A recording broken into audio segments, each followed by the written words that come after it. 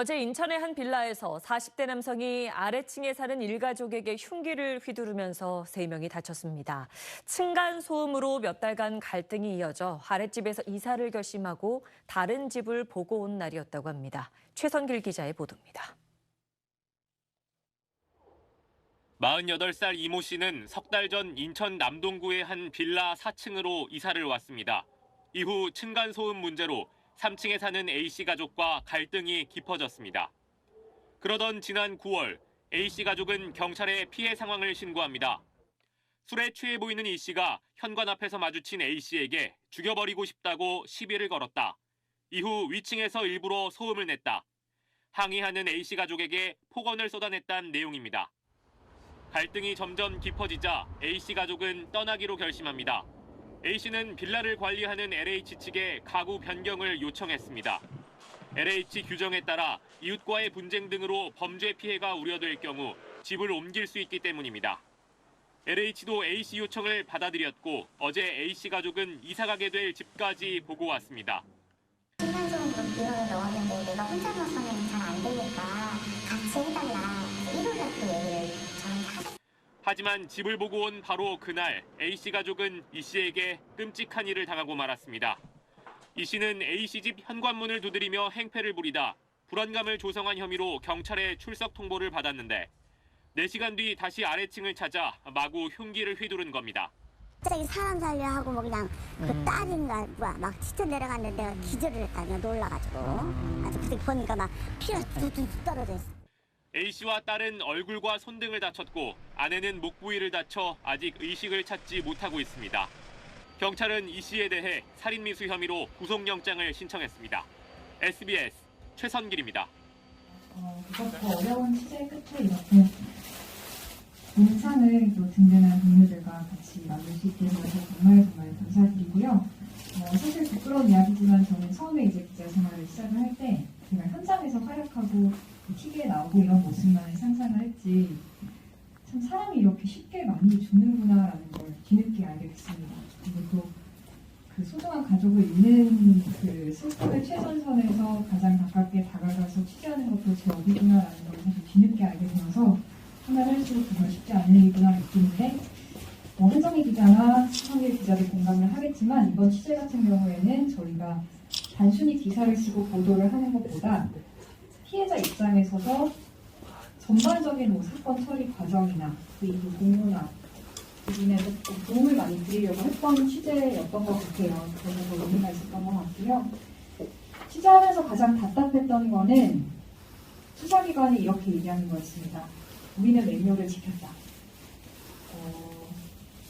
이미 희생이 발생한 상황에서 매뉴얼을 방패처럼 삼아서 얘기하는 거는 실패한 매뉴얼이라고 다시 한번 따끔하게 지적을 하고 싶고요. 막을 수 없는 비극이 아니라 막을 수 있었던 비극이다라는 걸 저희는 여러 차례 부족의 말을 빌려서 취재를 통해서 비판을 했던 것 같습니다.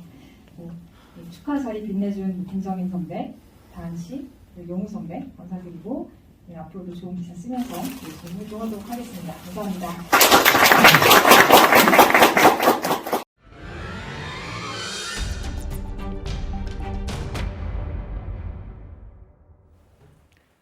네, 국제 행사라고 하면 정부 규정상 5개 넘는 나라가 참여하고 국비가 10억 원 넘게 지원되는 이 문화행사나 박람회 등을 말합니다.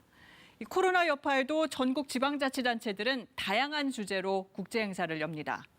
이 규모에 따라서 많게는 조 단위의 세금이 들어가기도 합니다. 그래서 나라 국간을 책임지는 기획재정부가 직접 관리합니다. 그런데 이게 제대로 관리되는지 알아보려고 해도 관련 자료가 공개되지 않습니다. 업무 공정성을 해칠 수 있다는 겁니다. KBS 탐사보도부는 국회 또 정보공개 청구를 통해서 국제 행사의 실태를 확인해 연속 보도합니다. 먼저 최근 함양에서 열린 한 국제 행사를 정세배 기자가 취재했습니다. 지난 9월 경남 함양에서 한 달간 열린 함양 산삼 항노화 엑스포입니다. 함양의 특산물로 재배 산삼인 산양삼과 항노화 산업 발전을 꾀한다는 취지의 국제 행사입니다. 총 사업비 176억 원이 투입됐습니다. 국내외 기업 140개 업체와 60여 개의 산양상과 특산물 단체가 참여하고 연계 행사로 구성된 국제산업엑스포입니다. 박람회장의 중심에 있는 산업교류관. 그런데 전시장 내부에서 한 상인이 구두 판매에 열을 올립니다. 그러고 이렇게 자동차 타이어라든가 인상 미끄럽지가 한번 신어보세요. 마사지기나 자세 교정 의자, 온열기 제조업체 등 전시 주제와 동떨어져 보이는 모습은 한두 곳이 아닙니다. 만져봐야 돼. 여기는 이제 한양이 아니라 충북에서 한성하고 생각했지만 이제 너무 좀 말이야. 함양 산양삼을 홍보한다는 또 다른 전시관입니다. 설명도 없이 유통기한도 지난 중국산 인삼 제품이 전시돼 있습니다. 항노화라는 자체가 너무 광범위하고 좀 해석에 따라서 다르게 해석할 수 있으니까 이제 생각에 따라서는 이게 왜 산성 관련 제품 회사냐 이렇게 오해를 할 수 있는데.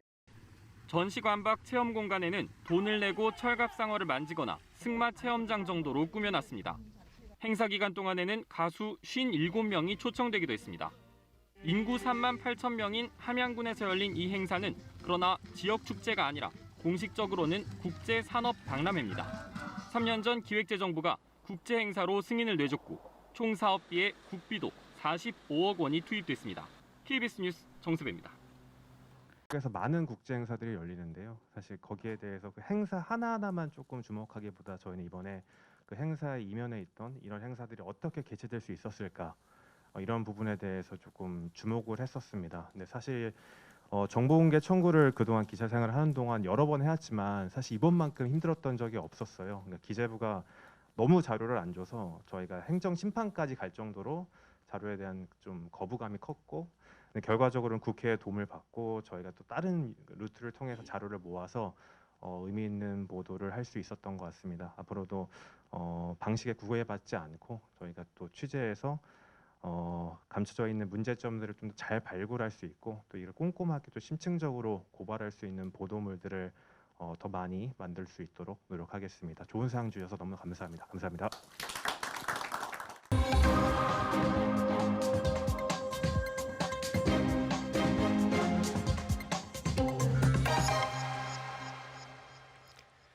일터에서 화장실을 제때 가기 어렵다면 얼마나 곤란할까요? 단순히 힘든 걸 넘어 방광염 등 만성 직업병으로 고통을 받기도 하는데 이 화장실 문제여서 꺼내놓고 말하기도 쉽지 않습니다. KBS 연중기획 안전한 일터 건강한 노동을 위해 오늘은 이 화장실과 산업재해 사이의 연관성을 들여다봅니다. 김지숙, 김중범 기자가 차례로 보도합니다. 여러분 가운데 혹시 일터에서 화장실 가기 어려운 분 계신가요? 아마 대부분 아닐 겁니다. 하지만 가끔이 아니라 매일 화장실 문제로 거의 전쟁을 치르는 노동자들이 있습니다.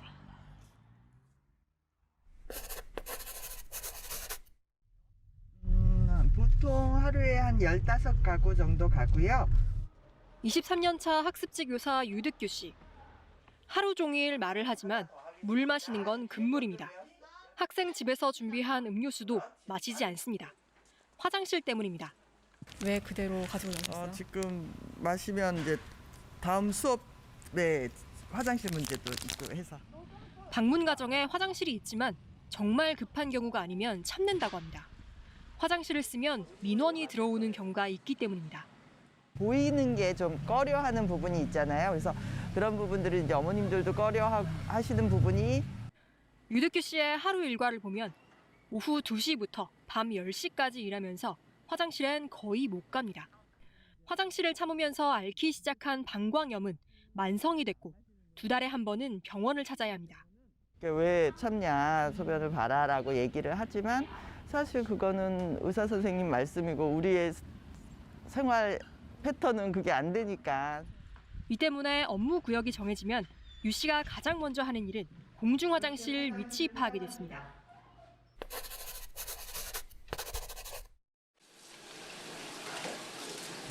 학교 급식실 조리사 김모 씨도 화장실이 문제입니다. 불과 20m 거리에 화장실이 있지만 오전 내내 한 번도 가기 힘듭니다. 조리사 7명이 4시간 동안 950인분의 점심을 만들다 보면 잠시의 여유도 없기 때문입니다. 특히 복장이 큰 걸림돌입니다.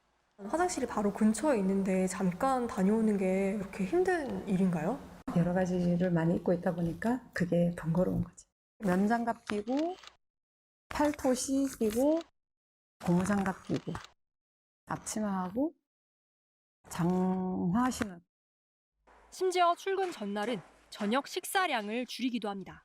혈뇨가 심하게 나와가지고 방광염 염증이 심하다고 그렇게 말씀하시더라고요. 높은 정도가 이런 비슷한 증상이 있다고 들어보셨어요? 방광염 경험들이 다 여러 번 있다고 말하더라고요. 일터에서 얻은 직업병이지만 두 사람 모두 산재 신청은 생각해 본 적도 없다고 말합니다. 지난 5년 동안 방광염이 산재로 인정받은 사례도 단 한 건뿐입니다. 이런 어려움 두 사람만의 얘기가 아닙니다. 화장실이라는 공간 특성상 카메라에 담기가 어려워서 이렇게 당사자들이 직접 그린 일터의 화장실을 살펴보겠습니다. 김준범 기자입니다. 자, 그럼 김지숙 기자가 들고 있던 그림부터 한번 들여다보겠습니다. 바로 이 그림인데요. 한 급식실 노동자가 직접 손으로 그린 화장실 지도입니다. 화장실이 어디에 있느냐? 바로 여기 변기 그리고 세탁기가 한 공간에 있는 세탁실 겸 화장실입니다. 그런데 변기 앞에 가림막이 없어서 참 난감해요라는 메모가 눈에 들어옵니다. 그리고 위쪽 대변 금지라는 메모도 눈에 들어오는데 이게 무슨 말이냐고 그림을 그린 분에게 물어보니까 업무 중엔 대변을 참으라는 지시가 있다고 합니다. 다음 그림은 한 여성 기관사가 그린 화장실 지도입니다. 기차에는 화장실이 많지 않느냐? 그렇습니다. 매우 많긴 합니다. 그런데 기관사가 있는 기관차와 발전차엔 화장실이 없고 객차로는 건너가는 문이 없어서 건너갈 수 없다라고 합니다. 자, 그러면 여성 기관사들은 화장실을 어떻게 처리하느냐? 열차 가서는 1분에서 4분 동안 전력 질주 그리고 볼일 또다시 전력 질주 화장실 처리하기 위해서 달리고 또 달려야 한다는 얘기입니다. 그러다 보니까 어느 정거장에서 화장실을 갈까 항상 생각하게 되고 그래서 강박증에 시달리는 경우도 있다. 이런 메모도 확인할 수 있습니다. 일터, 화장실, 그리고 직업병. 낯선 주제지만 이제는 차분히 생각해 볼 때입니다. 개인적으로 해결해야 될 문제라고 하지만 모두가 겪고 있다는 점에서 다 같이 생각해 봐야 되는 문제가 아닌가 싶었어요. KBS 뉴스 김준범입니다. 네, 그럼 이 문제 취재한 김지숙 기자와 이야기 좀 더 나눠보겠습니다. 자, 김 기자, 여성 노동자들 위주로 취재를 했던데요. 이게 꼭 뭐 여성만의 문제는 아니죠? 맞습니다. 다만 화장실을 잘 못 가서 생기는 대표적인 질환이 방광염인데요. 예. 지난 5년 동안 방광염 때문에 병원에서 진료를 받은 노동자 10명 가운데 9명이 여성입니다. 여성들이 화장실 이용에 제약이 많은 것도 분명한 현실이기 때문에 더 주목했던 거고요. 버스나 택시기사, 배달 라이더 같은 경우도 화장실 이용이 쉽지 않은 대표적인 업종인데 남성들이 훨씬 많죠. 성별을 가릴 문제는 아닙니다. 네, 이 방광염 외에 그럼 다른 질병들은 어떻습니까? 네, 신우신염이나 요로 감염도 생길 수 있습니다. 남성 같은 경우는 전립선염에도 걸릴 수 있고요. 하지만 앞서 말씀드린 것처럼 이 직업 연관성이 있다고 판단이 돼서 산재 인정받은 경우는 지난해 딱 한 건 있었습니다. 예, 이 한 건밖에 없다는 것은 우리 사회가 이 문제를 직업병으로 인식하지 못하고 있다는 거겠죠? 네, 그래서 실태 조사도 안 하고 관련 연구도 거의 없습니다. 예. 제가 보고서를 하나 들고 나왔는데요. 예. 여성 노동자 일터 화장실 이용 실태 연구, 이 연구가 거의 유일합니다. 예. 설문 응답자 절반이 화장실을 제때 못 가서 건강에 불편함을 느낀다는 조사 결과가 담겨 있습니다. 또 리포트에서 조리사 김모 씨 사례를 소개해드렸잖아요. 같이 7명이 같이 일하는데 이 7명이 모두 방광염 경험이 있다고 합니다. 그런데도 노동자들조차 이게 산재가 되는지 물어볼 정도로 인식 자체가 약했습니다. 네, 그렇군요. 자, 그럼 좀 어떤 해법이 있을까요? 네, 일단은 서로 꺼내놓고 이야기를 하는 게 출발일 것 같고요. 예. 보기 드물게 울산시가 이런 정책을 내놨습니다. 노동자들이 공중 화장실을 쉽게 찾을 수 있게 휴대전화 내비게이션 앱에 보이는 것처럼 자세한 위치를 표시를 했습니다. 간단한 거지만 노동자들은 참 큰 도움이 된다고 그렇겠네요. 하고요. 네. 이렇게 화장실 문제에 공감을 하는 일터 문화를 만드는 게 중요할 것 같습니다. 물론 당국 차원의 실태 조사도 이루어질 필요가 있어 보입니다. 네, 김주수 기자 여기까지 듣겠습니다. 네, 조금 전에도 이 버스 기사 얘기를 잠깐 했는데요. 이 서울 은평구와 서초구를 오가는 742번 시내버스의 경우 길게는 5시간 가까이 운전을 해야 한다고 합니다. 지난 4월엔 이 시내버스를 운전하는 기사가 화장실도 마음대로 못 가 물 한 모금 못 마시고 일한다고 국민청원도 했는데요. 늦었지만 서울시가 기사들이 조금이라도 쉴 수 있도록 새 정류소도 만들고 배차 간격도 조정했습니다. 이 한 번에 달라지긴 어렵겠지만 한 번만 더 생각하면 지금과는 다른 노동 환경 어렵지 않을 수도 있습니다. 포함이랄 건 없고요. 제 옆에서 보니까 이 아이템 같은 경우에는 제가 같은 부서에 있는데 되게 간단했어요. 이 노동자분들의 화장실을 잘 못 가는 상황에 대해서 전시회 같은 거를 간단하게 행사를 여는데 그 전시회를 보고 이게 일종의 직업병이 될 수 있겠구나 해서 그걸 연속 보도로 만들어가는 과정을 친한 선배 후배가 이제 진행하는 과정을 옆에서 봤었는데요. 되게 사소한 일이고 그냥 저희가 행사표로 보고 나면 그냥 지나갈 수도 있는 일인데 이런 것들을 하나의 의제화할 수 있는 역할을 기자들이 할 수 있구나 이런 것들을 옆에서 보면서 좀 많은 생각을 할 수 있었던 것 같습니다. 여기 계시는 분들 모두 수상을 축하드립니다. 네, 요즘 거리에서 킥보드 타는 사람들 많이 볼 수 있습니다. 그만큼 아무렇게나 세워둔 킥보드도 자주 보게 됩니다. 자, 킥보드를 타고 난 뒤에 아무 곳에나 두고 가는 사람들이 늘면서 지난 7월 이후 킥보드 견인 건수가 11,000건을 넘어섰습니다. 자, 그럼 킥보드를 어디에 두고 가나 저희가 조사를 해봤더니 서울 시내 그것도 주로 지하철역 주변이 많았습니다. 데이터 저널리즘 팀 마부작심 배여운 기자, 유덕기 기자가 이 문제 짚어봤습니다.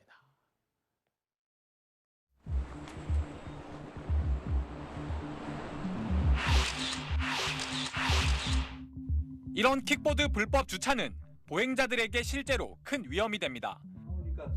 취재진이 만난 시각장애인 김모 할아버지는 지난 9월 불법 주차해놓은 전동 킥보드에 걸려 넘어져 무릎을 크게 다쳤습니다. 이 둥근 기둥이 있어요. 그 밑에 키보드를 몇 개 놔뒀는데 옆에 걸려가지고 현재 일부 지자체에서 차도, 지하철역 출구, 횡단보도 등을 불법 주차 지역으로 규정하고 견인에 나서고 있지만 불법 주차는 여전합니다. SBS 데이터 저널리즘 팀 마부작심이 서울시의 불법 주차 공유 킥보드 견인 데이터를 입수해 실태를 살펴봤습니다. 올해 7월부터 10월 말까지 불법 주차 공유 킥보드 견인 건수는 모두 11,996건. 유독 견인이 많은 곳들, 지하철역 주변이었습니다. 지하철 역사 중심으로부터 반경 300m 내 견인 건수가 전체의 62.8%. 한마디로 지하철역 앞까지 타고 와서 아무데나 세워놓고 간 경우가 많다는 겁니다. 월 평균 건수가 가장 많았던 곳은 신림역, 그 뒤를 서울대 입구역과 홍대 입구역이 이었습니다. 모두 유동인구가 많은 곳입니다. 이번 분석에서 특히 눈에 띄는 건 노인 복지시설 주변 불법 주차입니다. 서울 노인보호구역 164곳 중 킥보드 견인이 한 번이라도 있었던 곳은 35.4%였고 한 노인복지관 일대에서는 한 달에 20번 넘게 견인이 이루어진 곳도 있습니다.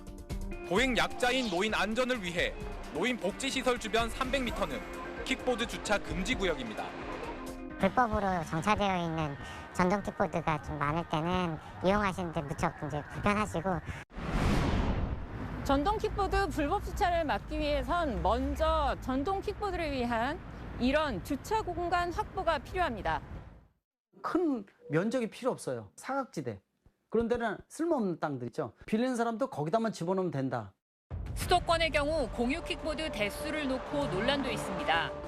쉬운 문제는 아닙니다. 다만 대수의 제한이 필요하다는 것은 분명한 것 같고요. 서울시가 다른 대도시에 비해서 많은 것도 맞는 것 같습니다. 실제로 서울 시내 공유 킥보드 대수는 지난 2018년 150대에서 최근 4만 8천여 대까지 늘었습니다. 공유 킥보드를 먼저 도입한 뒤 불법 주차 문제를 겪었던 프랑스 파리와 미국 샌프란시스코의 경우 주기적으로 도시 교통 상황과 이용량 등을 조사한 뒤 적절한 운용 회사 수와 킥보드 대수를 새로 산정합니다. 공유 킥보드를 운영하는 업체들은 업체 수와 대수를 제한하는 방식은 성장 신산업의 족쇄가 될 수 있고 특히 서울의 경우 해외 대도시에 비해 인구 대비 운용 대수가 적다고 설명합니다. 변화하는 사회에 따라가지 못하고 좀 지체되는 경향이 있는데 빠르게 법과 제도를 완비하고 하는 그러한 노력이 시급하다고 생각됩니다. 공유 킥보드 도입 3년, 모빌리티 환경의 변화에 맞춰 킥보드에 대한 법적 제도적 장치를 서둘러 보완해야 할 때입니다. SBS 유덕기입니다. 난처한데 이번 보도는 제가 하면서 또 많이 또 배우게 된 보도였던 것 같고요. 데이터 저널리즘이라는 분야는 항상 데이터를 가지고 기사를 쓰게 되는데요. 근데 이제 데이터에 함몰이 되다 보면 결국 또 좋은 기사로 연결되는 경우가 잘 없는데 이번 같은 경우는 질문을 먼저 던졌습니다. 이제 전동 킥보드로 이제 대표되는 PM이 과연 PM만의 잘못인가를 한번 꼼꼼하게 데이터로 들여다보자라는 취지로 시작을 하게 됐고요. 정보공개 청구부터 시작을 해서 이제 크롤링까지 저희가 다 데이터를 입수한 다음에 가해자 중심뿐만 아니라 피해자까지 저희가 데이터 분석을 통해서 그리고 현장이랑 잘 접목시켜서 보도를 했었던 사례였고 그 과정에서 또 많이 배우게 됐었던 것 같습니다. 저희는 항상 이제 팀 이름으로 받습니다. 기자 이름으로 받기보다는 저희는 이제 개발자도 있고요, 디자이너도 있고 또 인턴 분들도 있어서 항상 팀으로 받아서 늘 의미 있는 수상인 것 같고요. 데이터는 축적이 되면 항상 더 강력한 힘을 발휘하더라고요. 그래서 내년에도 또 내후년에도 좋은 보도 이어나가도록 하겠습니다. 감사합니다. 네, 요즘 우리 국민들은 돈이 없어서 걱정인데요. 상황이 정반대인 곳이 있습니다. 의외로 학교의 이야기입니다. 오늘은 이 문제를 집중 보도해드리겠습니다. 먼저 이 남아 돌고 있는 돈이 어떻게 쓰이고 있는지 그 실태를 하초희 기자가 보도해드리겠습니다. 홍천중학교 과학실입니다. 책상도 수납장도 다 새 겁니다. 지난해 과학실 현대화 사업으로 3천만 원을 들여 새 단장을 했습니다. 그런데 올해 가을 같은 사업비가 교육부에서 또 내려왔습니다. 이번엔 1억 원, 돈이 3배 이상 늘었습니다. 급한 대로 노트북을 더 사고 비디오 프로젝터도 멀쩡한 게 있는데 한 대 더 샀습니다. 추가 예산이 교부가 되면서 일부 이제 중복 투자된 부분도 있습니다. 노트북은 이제 이미 있지만 또 이제 예산을 이제 집행을 하려다 보니까 또 있는 것을 이제 추가로 구입하는 그런. 홍천고등학교는 겨울이 다 됐는데 외벽을 도색합니다. 사업비가 내려왔기 때문입니다. 따뜻할 때 하면 뭐 몇 년 가는데 학교 공사 같은 경우는 겨울에 주로 많이 하니까 뭐 몇 년 간다 보장 없지. 강릉 경포초등학교엔 올해 10월 한 달치 특수학급 운영 예산으로 790만 원이 떨어졌습니다. 평소 1년 예산의 2배에 달하는 돈입니다. 결국 태블릿 PC와 사진 인화기 같은 걸 샀습니다.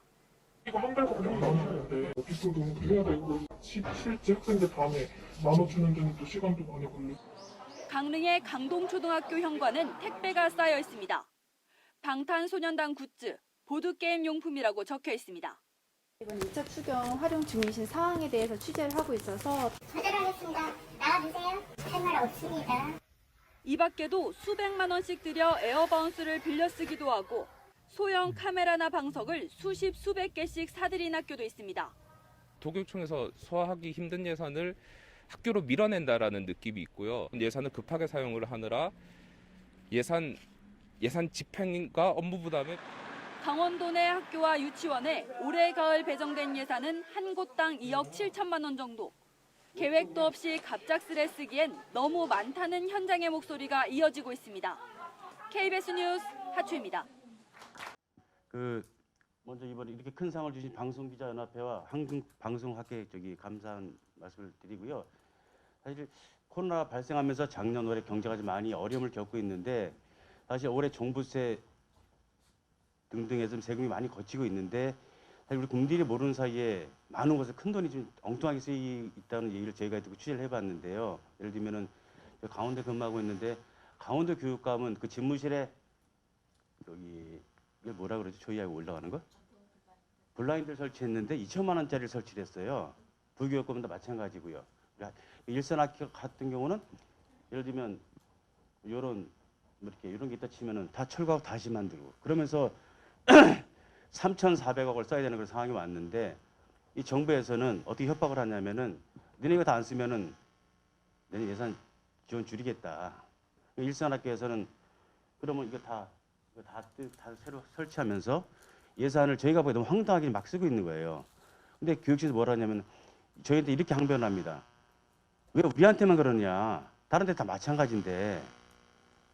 그러면 그 3조가 넘는 그 큰 돈이 지금 전국적으로 낭비가 됐다는 건데 그래서 이번 일을 계기로 해서 여기 다들 같은 기자분들이 많지만은 우리가 냈던 누가 냈건 큰 돈이 들어간 그런 예산이 투명하고 꼭 필요한 곳에 쓰이는데 저도 이제 뭐 기자이긴 하지만 내년부터는 또 집중하셔갖고 선거지 않습니까?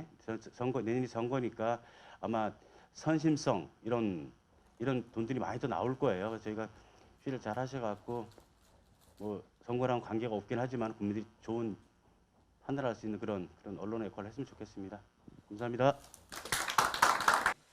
요즘 농어촌 지역에서는 외국인 노동자가 없으면 작업이 힘들다고 할 정도인데 이 상당수가 미등록 이주 노동자들입니다.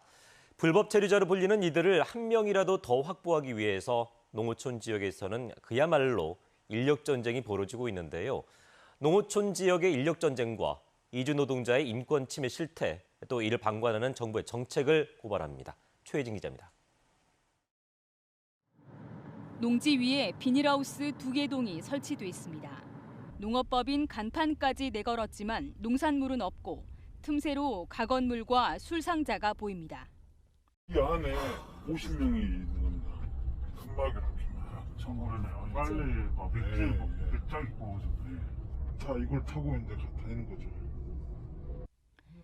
철제 울타리 사이로 외국인들이 걸어 나오고 밤이 되자 승합차들이 속속 도착합니다. 미등록 이주 노동자 수십 명을 데리고 농가에 인력 중개를 하는 무허가 인력 소개소입니다. 이 안에 외국인들이 좀 살고 있는 것 같더라고요. 수수료 쓰고 있어요. 합법하고 싶죠. 우리는 합법 안 되니까. 이 같은 인력업체는 외국인이나 중간 브로커에게 돈을 주고 미등록 이주 노동자를 모집해 농가에 공급하고 수수료에 숙박비까지 받아 챙깁니다. 사회관계망 서비스를 통해 이주 노동자 구인 구직이 이루어지는 불법 노동의 직거래도 확산하고 있습니다. 무법 천지가 된 농어촌. 하지만 농민들은 이런 불법이 아니면 농사를 지을 수 없습니다.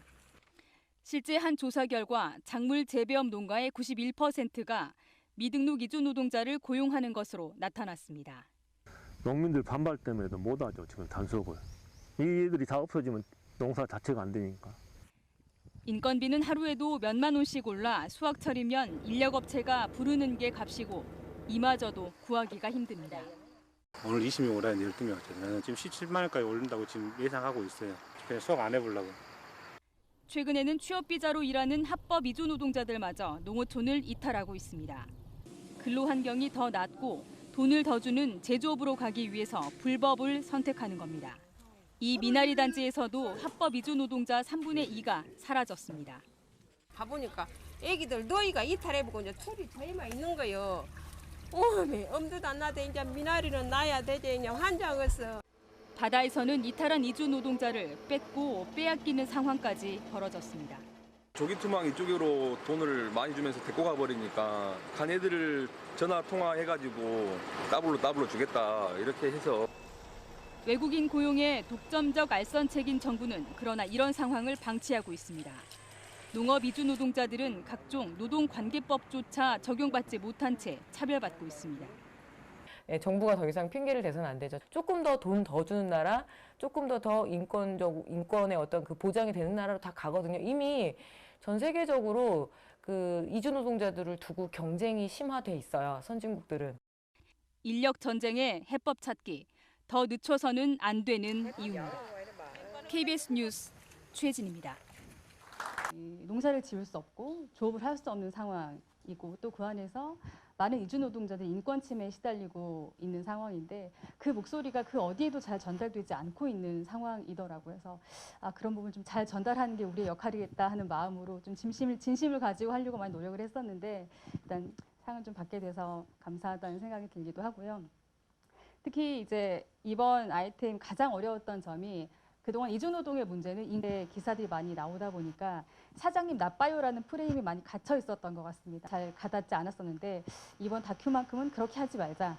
농민과 어민의 목소리에 귀를 좀 기울여 보자. 그래서 그런 취지에서 좀 많이 노력을 했었는데 네, 잘 됐는지 모르겠습니다. 일단 이 문제는 이제 시작이라는 생각이 들고요. 앞으로 계속해서 잘 개선될 수 있도록 열심히 노력해 보겠습니다. 감사드리고 제작진 또 가족들 감사의 인사 전해주셔서 고맙습니다.